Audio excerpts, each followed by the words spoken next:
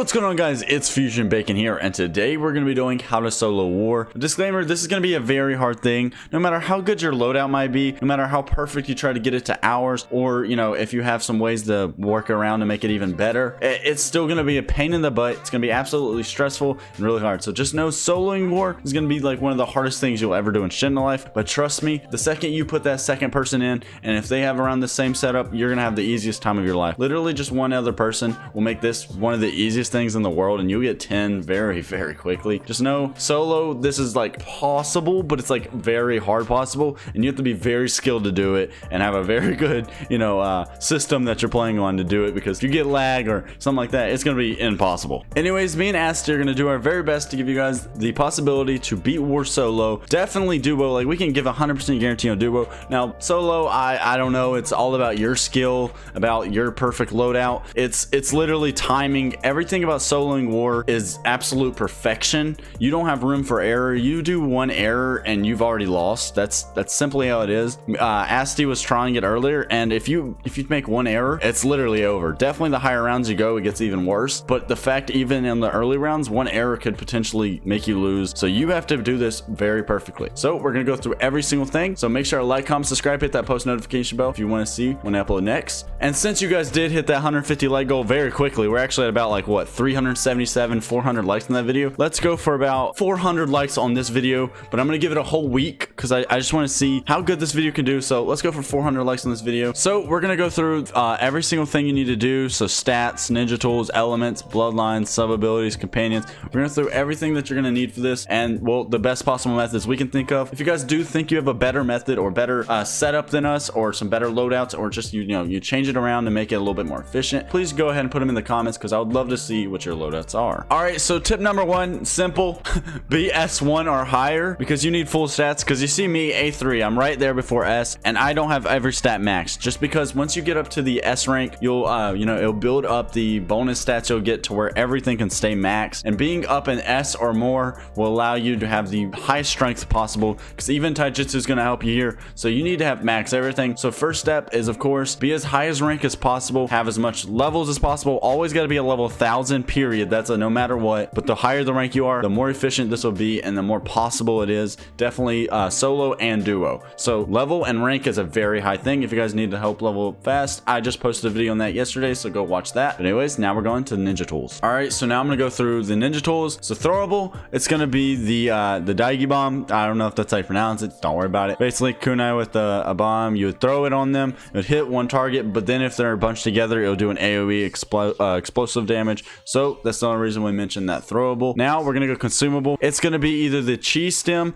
or the chi pot, but I think chi stem is better, if I'm not mistaken. It gives the most chi in the long run. So you're gonna need chi. That's definitely gonna be way better than health. You really don't need health, because you're gonna, you know, be protecting the mansion more than anything. So chi stem there. Now I'm gonna let Asti take away on the weapons, because he knows more about this. Yeah, so basically you really want any weapon that has good AoE. So like the sun staff over here, low cooldown but does a good chunk of damage. You could also use Shark Sword if you have the Dawn Pass or have the private server codes. Something like Forged or Shindai Umpire Fan that does the giant wave. Oh, okay. Yeah, I can see. Yeah, that definitely be very helpful. You could use that, then keep running if there's a whole group of them. So that is very helpful. So that is all the ninja tools. Now we're going to elements. All right, so now we're gonna go with elements. So cement's gonna be good, definitely on duo. Now solo, it's gonna have some drawbacks. I'll let Asti go and cover that now. Oh yeah, the cement and earth, the walls, very good moves in general, but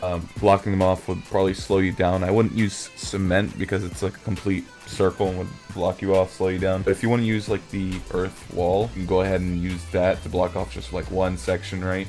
And then move on to the next, just to give you a bit more time. You could possibly see that as being useful, but all in all, just stick with acid bubbles as your only element, to be honest. Yeah, so the second element, of course, like he was saying, will be acid. It's going to be this attack right here, acid field. This is the best attack out of all of them. All these other attacks are pretty just they're just so this is the main one you want. This is definitely a great one, definitely because you can put it down in the sub ability slots. So acid is going to be one that's like a very required thing. Definitely this acid field, because this is the best of the best when it comes to being able to cut off some places, because because if I use it, for example, let's say there's enemies spawning right here, I could spam it right here, do a line of them, and then they'll hit down, and then they'll keep going in and out, constantly doing damage and slowing the enemy. So this will allow you to hold off a whole area for extended period of time, because as you can see, it is working very well, and it's still not gone. Now it's gone. See, that is what's going to help you solo and or duo. So now we're going to go ahead and head to Bloodlines. Now we're going to go over Bloodlines. Bloodlines are going to be very crucial. So on my side of things, I would highly recommend having Xeno equipped and maxed for the C-Spec Bloodline move. So basically you'd go into mode and you would then go to second if you can. You can use first if you want. It doesn't really matter. The second just gives you a little bit of a damage boost. Now this is mainly for only bosses, so don't use this any other place else other than bosses. So basically you're gonna hold right click and then click C,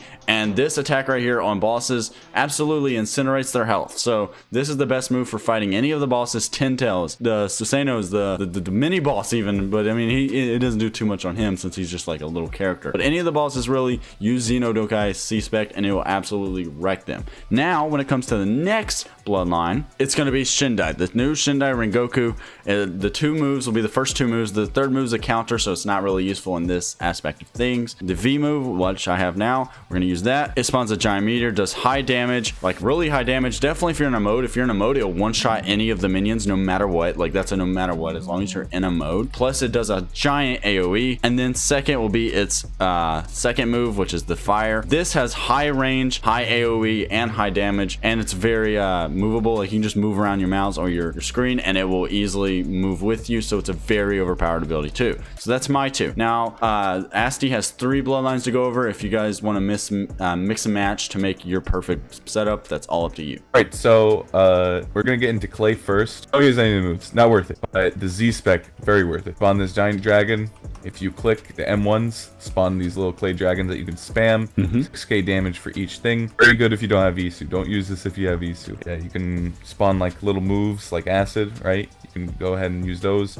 Any moves that like tsunami that I'm going to show later, you can't really use those up in the air. So next we're going to go into tsunami, right? So the first move is this little rush right here that damages as it hits and then leaves like this little trail of water behind. Very good AoE. Also just good for getting to another place. Third move, because the second move is still on cooldown, is this little like aquarium thing, I'd call it. I didn't want to do that so close to this dude because it might damage him. but it's a distraction. That too, but if they're more towards the center, which they will be moving to the center if they're going to the building, they're gonna get damaged. And then the second move right here, this giant wave thing that I hope doesn't kill the dude.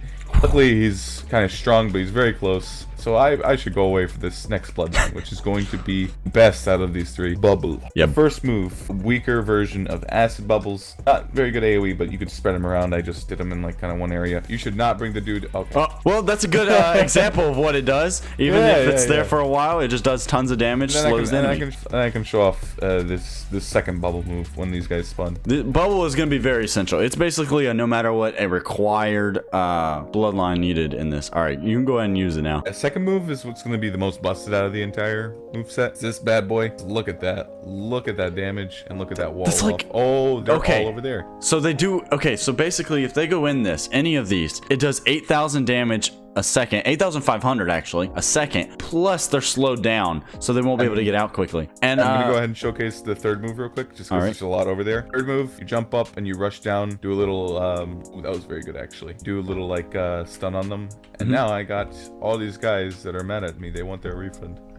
Refund for what? I don't know. So basically what you guys do need to know is when it comes to fighting war, don't focus on trying to kill them much as getting their attention away from the base, the mansion, I guess you can call it. So just like he did, he just needed to attack them, then he can move on to the next set of people. Just try and keep them away from the mansion, aggro them to yourself. All right, and the last thing we're going to talk about is the bubble mode C-Spec, because it's worth mentioning. If I can just get these guys right here. It's basically an acid bubble that does a lot of damage. There you go. That's actually pretty overpowered. So basically, when you guys aren't fighting the bosses, you know, using the Xeno, switch it out for the bubbles mode. The bubble mode with the C-Spec is pretty overpowered. So bubble, very essential, 100% needed. Acid is very needed too, because if it's one attack, can help greatly. Now Shindai, that's more on you. You can switch out moves depending on waves too. That is a very helpful thing, you know, having those extra slots. So do, you know, keep that all in mind. All right, so now I'm gonna go over and say one ninja tool I very highly recommend is the Bankai Blade, because it gives you fast movement, allows you to teleport. See, if I Q, the Q spec allows me to teleport. Very helpful because mobility is really everything when it comes to war. Now we're gonna go over the glitch part of this video. This glitch still works to this day, and it's been like over a week now, so we're still mind blown about how this works. It's gonna be in sub abilities. You're gonna scroll down to Gen 1. It has to be Gen 1 Isu.